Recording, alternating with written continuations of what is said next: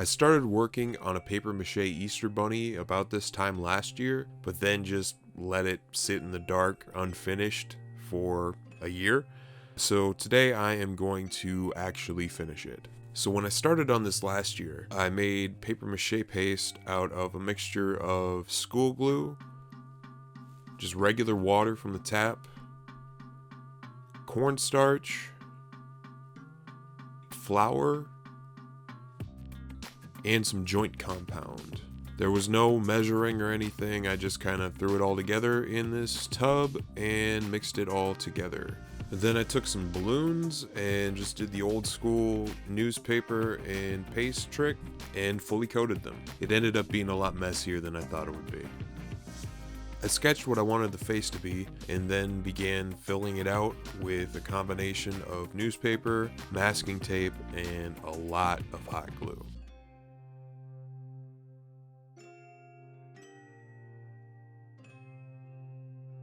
The teeth, which are really more like fangs, were cut from XPS foam and sanded to a point, and I just hot glued those in. I hot glued the legs and tail, which were made from newspaper, onto the body and attached the head. I add green fiber cellulose insulation to the paper mache paste mixture to create paper pulp, which is a lot easier than mulching newspapers by hand.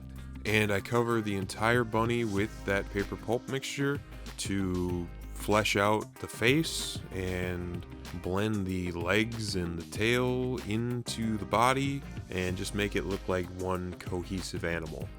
Unfortunately, I added too much water to the mixture, so it was way past Easter by the time it actually dried. I did drill eye holes and then hot glued round beads for eyes, but then I just kind of gave up. It was already past Easter and it sat for a year. Looking at it a year later, there's a lot of stuff I don't really like about it. I mean, the legs, well, they're going to be what they're going to be, I guess. I'm not going to go back in and try to sculpt them to make them look like actual legs on a rabbit. The tail, it looks fine, I guess. But there's a lot of spots on the body that you can tell there's like a clear line where I took a second pass with the pulp that I want to smooth out. There's some noticeable spots on the face where it's just kind of got cracks in it. I guess I went back in off camera and used wood glue and those blue shop paper towels to cover the nose and the mouth of it. But you can see where that just kind of abruptly stops and doesn't really blend into the face, so I'll have to fix that. There's a spot of wood glue on the foot that will definitely show up when I paint it, so I'll have to cover that. There's holes in the face, you can see there. There's holes, that leg is all jacked up. Hole there. There's a hole there. So I'm going to try to fix this with just all-purpose caulking, which I got at the Dollar Tree, and a little bit of water to smooth it out. And also this, I don't know what you'd even call this tool, but it came with all my sculpting tools and I never used it before. And I'm just going to use that to create, I guess, sort of a hair texture. Hair as in fur, not a pun on rabbit.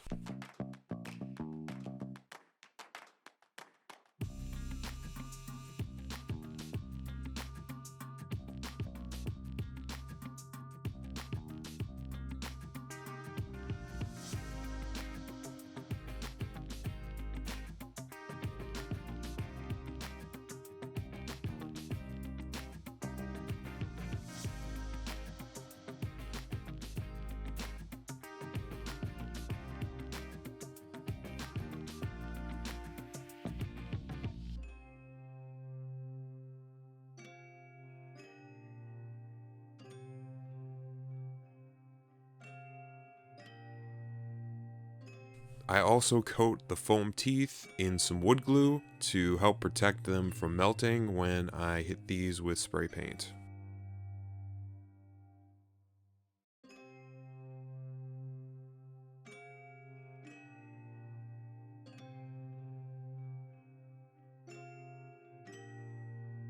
When all that's dried, I spray paint the majority of it a dark brown color, and the face and chest underbelly sort of area a gray color. From there, I take some makeup brushes and just go dry brush crazy with this thing.